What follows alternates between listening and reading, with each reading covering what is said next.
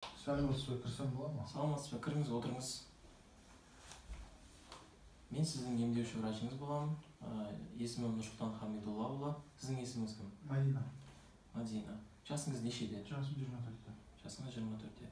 Маған қандай сұрақпен келіп отырсыз? Жүктіліктің алдын алу сұрағы. Так, сізде қазір тұрмыстасыз ба? Иә, тұрмыстамын. Қанша балаңыз болды? 2 балам. 2 балаңыз болды. Жастары нешеде? 3-те және 1 жаста. Жүктілік қалай өтті? Ешқандай инфекциялық аурулармен, болмаса асқынумен өткен жоқ па? Жоқ, ештеңе жоқ. Ондай болған жоқ. Осы болашақта қанша бала болған қалайсыз? 4-5 Аллаға қаласа. Осы аралығын ұзартқыңыз келе ма жүктіліктің? Иә. Жүктіліктің арасын ұзартқыңыз келеді. Неше уақытқа? 1 жыл, жарты жыл, 1 жылға. Жарты жыл, 1 жылға, иә. Осы жүктіліктің алдын қандай да контрацепция қолдандыңыз ба? Иә. Қандай контрацепция қолдандыңыз? Мүшеқап. Қанша уақыт қолдандыңыз? Жарты жылдай қолдандық. Жарты жыл қолдандыңыз. Бұл әдісті тоқтату үшін қандай себеп болды? Күйеуіміз екеуміз нәрестелі болды қалдық. Так, түсінікті. Енді осы балаңызды емшекпен емізесіз ба? Иә. Қандай да бір жасанды тамақтар, су бересіз ба? Жоқ. Бермейсіз, түсінікті. Енді осы жүктіліктің алдын алу үшін мынандай әдісті мен сізге түсіндіріп айтайын. Ол лактационная аменорея. Лактационная аменорея дегеніміз, ол туғаннан кейін 6 ай аралығында тиімді болып табылады.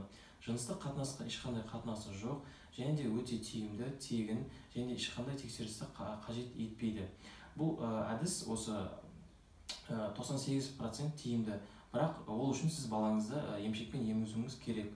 Ол сол кезде жалпы жыныс жасушасына керекті гормондар сол кезде тежеледі. Осы әдісті мен сізге дұрыс қолдану үшін айтайын. Ол үшін сіз күндіз балаңызды 6-10 рет емізуіңіз керек, және түнде 1 рет емізуіңіз керек. Осы емізудің аралығы 6 сағаттан аспауы тиіс, және де қосымша тамақтар бермеу қажет. Және бұл әдістің де кемшіліктері де болады. Бұл әдістің ең алғашқы, то есть бастапқы кемшілігі, ол әдіс тек 6 ай аралығында ғана тиімді, одан кейін тиімсіз болып табылады.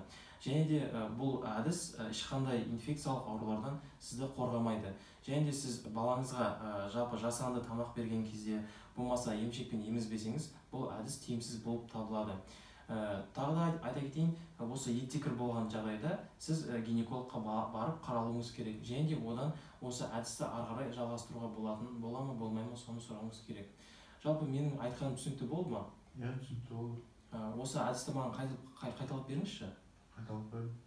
Қайталап, так. Енді қандай да басқа да сұрақтарыңыз бар ма? Жоқ сұрақтарым. Басқа да сұрақтарыңыз жоқ. Егер де тағы да қосымша сұрақтарыңыз болатын болса, кез келген уақытта хабарлассаңыз болады. Жарайды, сау болыңыз. Сау болыңыз.